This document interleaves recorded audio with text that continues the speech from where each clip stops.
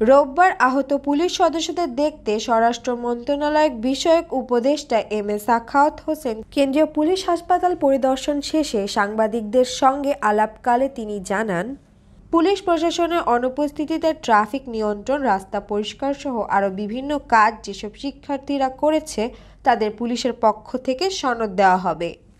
ছাত্র জনতার অভ্যুত্থানে গত ৫ আগস্ট শেখ হাসিনা সরকারের পতনের পর দেশের বিভিন্ন স্থানে পুলিশের উপর হামলা ঘটে।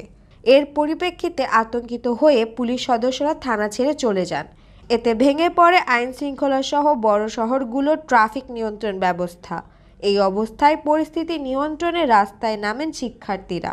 গত কয়েকদিন ধরে তারা রাজধানী সহ দেশের বিভিন্ন জায়গায় ট্রাফিক কন্ট্রোল করছেন।